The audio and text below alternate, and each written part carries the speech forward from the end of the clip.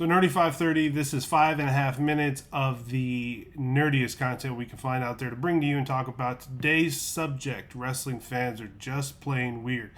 Now, my beloved Mama and I used to watch NWA TV together. We'd sit down, best memories I ever had in North Carolina. And she used to tell me that wrestling is just soap operas for little boys. And I could not agree more. Now, my lane was WWF at the time. The heroes were colorful and wholesome. I mean, Ultimate Warrior was basically He-Man popping out at the television screen, right? And then, God, I hated Rick Rude. I mean, the villains were just so dastardly. Ted DiBiase, but Rick Rude was the worst. He used to airbrush the wives of his opponents on his wrestling tights for the wrestling match he was fighting that guy in. Absolutely diabolical.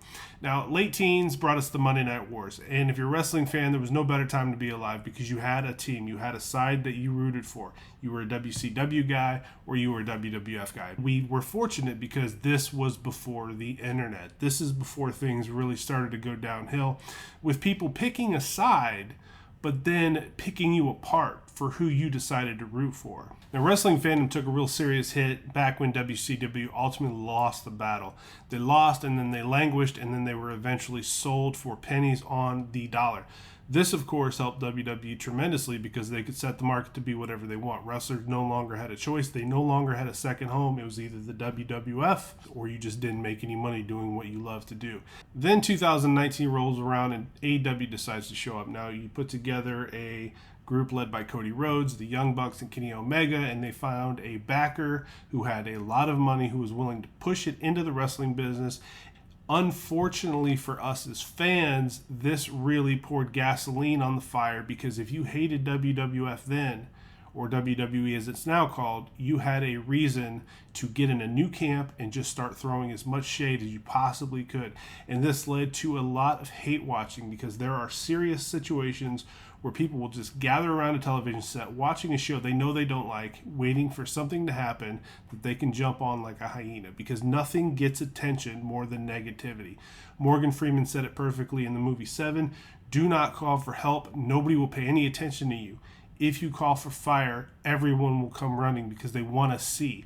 That is exactly what's going on when it comes to fandom and sports in general. This is not limited to just wrestling. This is overall sports. But as somebody who used to love wrestling and doesn't really watch it as much anymore, not as much as I did when I was a kid, anytime I try to check in on something, the comments and the venom that I see out there is insane to me.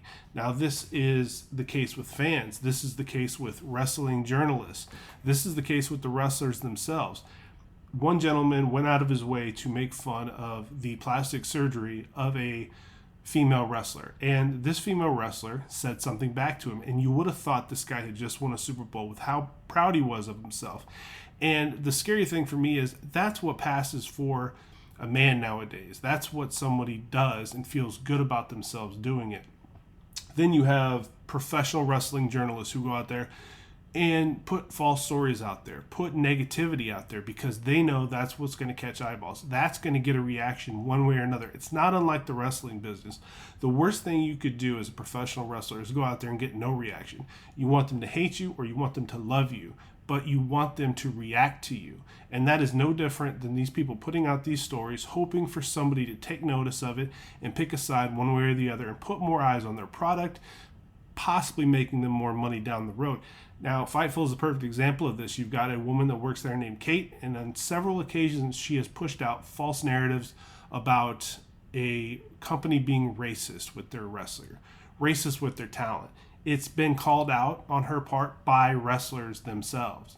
And it's really, really a gross look for a professional company to employ somebody because last I checked, she still had a job. This is what we get. We've got situations where people are having their wives cut down. They're having their kids made fun of. They're having their personal information put out there on the internet for other people to see, including work phone numbers, including Facebook pages, all because one person likes one thing that this other set of people can't possibly stand.